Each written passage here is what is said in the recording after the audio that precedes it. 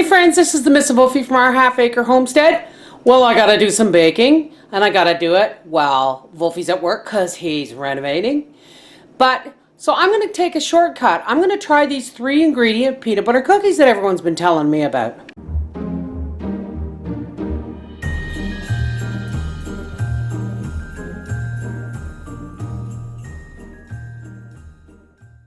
Okay, the only ingredients to this is an egg, 1 cup of peanut butter, and 1 cup of white sugar. Now I'm going to tweak it, folks.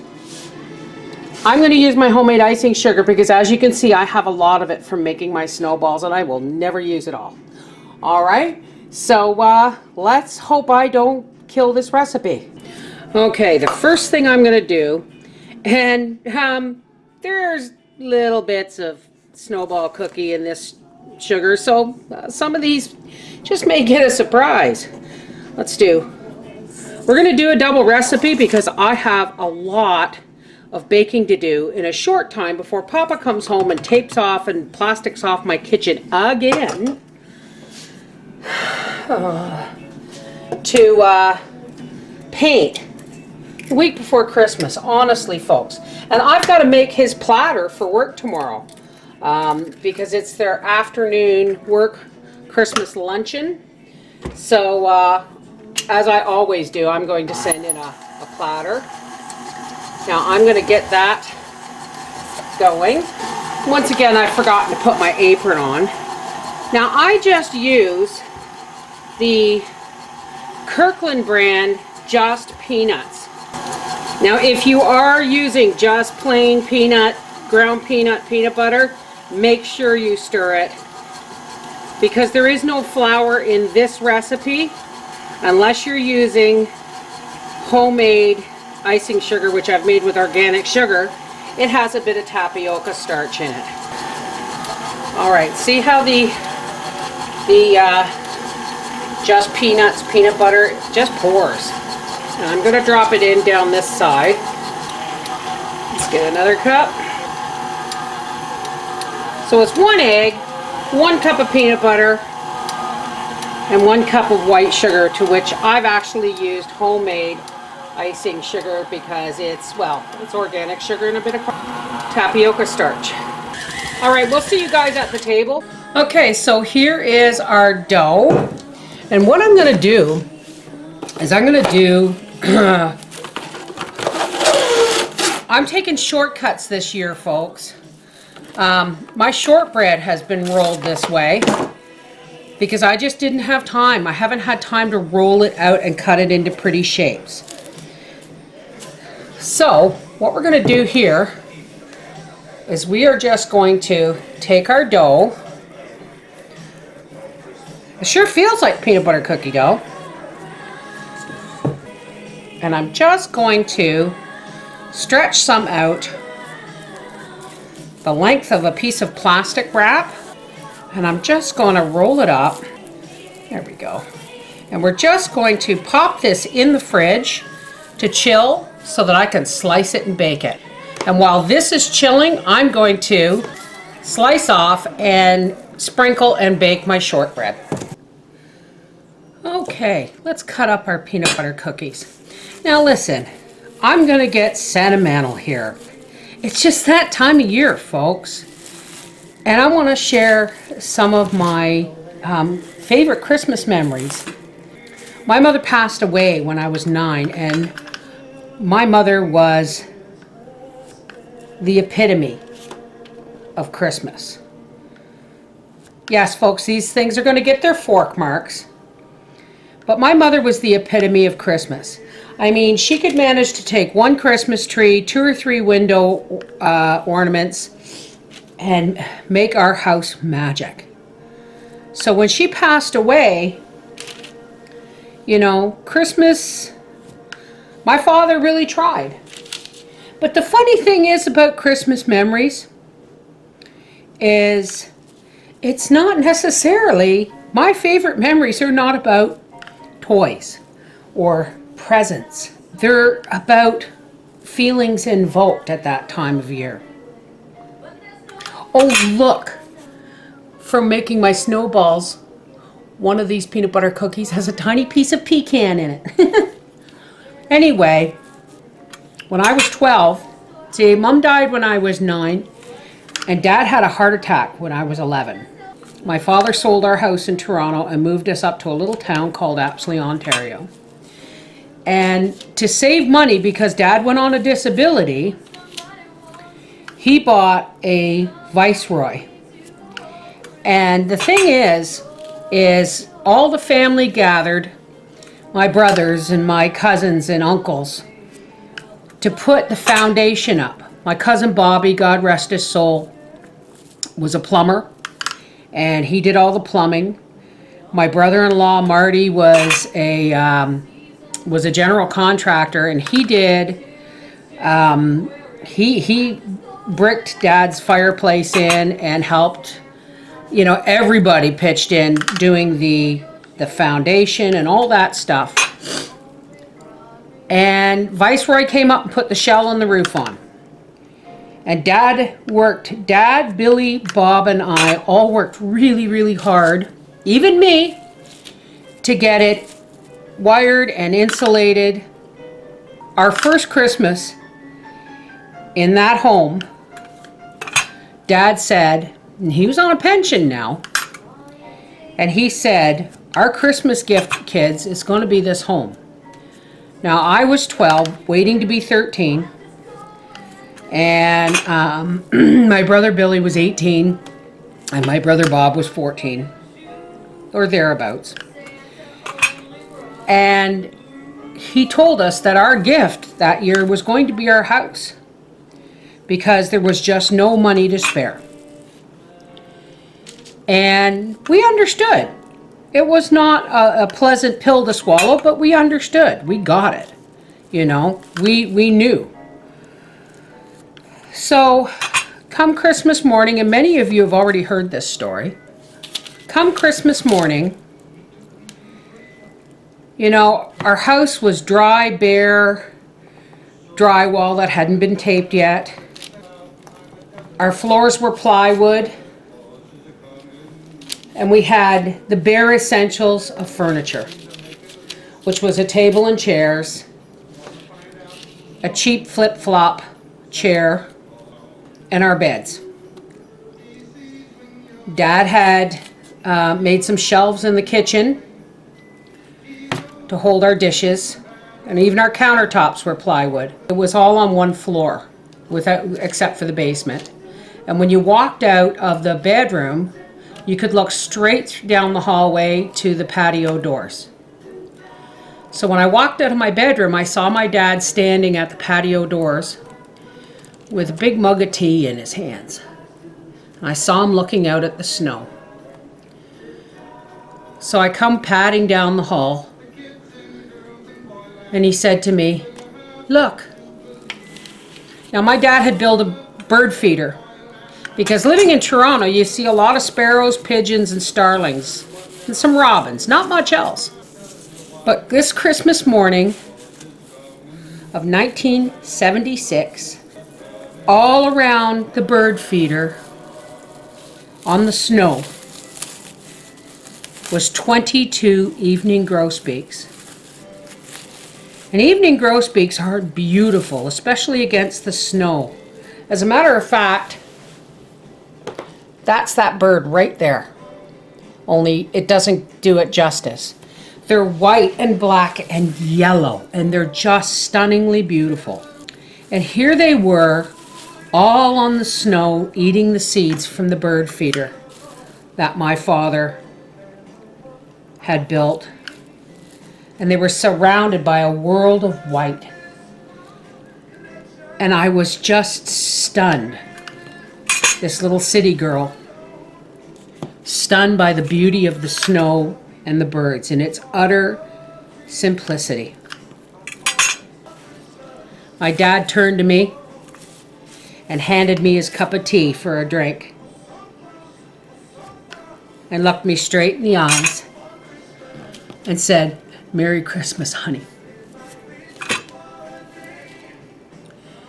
You know, that year I got a macrame set from my brother, a toque and mittens from my Aunt Toots, and a pair of mustard-colored slippers for my father. But that's not what I remember. What I remember is all those beautiful birds on the snow and sharing a cup of tea with my dad. That's why there is a bird tattooed on my arm. That evening grosbeak represents that moment in time with my father. Another Christmas memory was the year after my mother passed away. I was 9. Wasn't the year, it was the Christmas after my mother passed away. I was 9. My brother Bob, I think he just turned 11. My brother Bill was 17. And my sister, a young mother of 1, just newly married, was just 20 years old. And we decided to carry on the baking tradition that my mother always held so very important at this time of year. So my sister had bought food coloring and sprinkles and everything, trying very hard to make it festive. And it was a weekday, it was very close to Christmas. We were trying to make it really festive. And it was kind of sad, you know, because Mom's presence was not there. And while we were baking, I remember looking out our kitchen window and seeing my father, God rest his soul. He was a light repairman, a street light repairman for the Toronto Hydro for 29 years. And every street pretty much in our neighborhood had backyards backing onto alleyways, where the alleyways would separate you from the backyards of the people on the next street. And being close to downtown Toronto, it was not always the nicest area for safety in alleyways.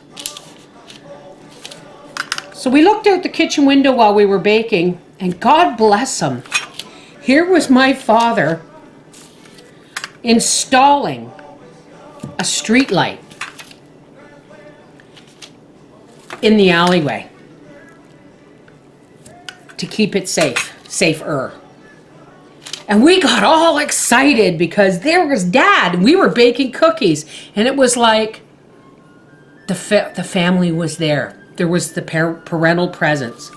So we opened the back door and we went, "Hey, Dad, hey!" And he's standing on top of a ladder going, "Shh, shh, shh, I'm not supposed to be here. I'm not supposed to be here." But you know what? Again, that is a Christmas memory that I will cherish for the rest of my life. All right, these are going to go into a 350-degree oven for 6 to 8 minutes, and we'll give them a test when they come out. Timer has gone off. Would you look at that? Peanut butter cookies and no flour. I'm going to let these cool right on the tray. All right, so we'll be back for a taste test in a little bit. Well, I tried one of these peanut butter cookies, and I think people should stick with regular sugar instead of, maybe it's just because mine is homemade icing sugar. They came out a little starchy, but they're still really good. And it's time to put Papa's platter together for work tomorrow. Okay, let's put Papa's platter together for work. Now this is actually his first full year at this place of employment. And you'll see here I have a little gift box, a goodie box I call it. It's got a nice Christmas print on it. And the reason I have this little goodie gift box is because one of the staff from his last place where he worked actually dropped into the shop where he's working now, and he actually came to where Howie works and said, "Is Mama still doing Christmas cookies?" And Howie said, "Yes, of course." And he said, well, is she going to make me up one? So I guess Howie said, if you come to the shop, there'll be one for you.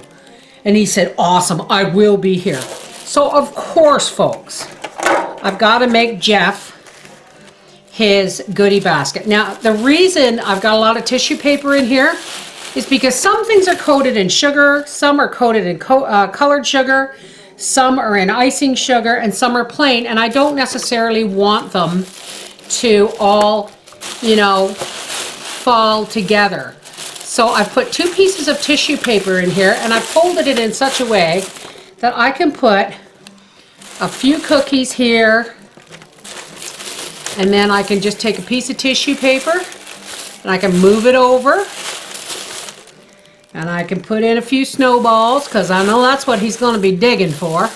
And he's a huge fan of my shortbread. So we're going to move a bit of tissue paper aside, and we're going to put some of our shortbread in here. 3 peanut butter cookies. So 3 cookies of each kind.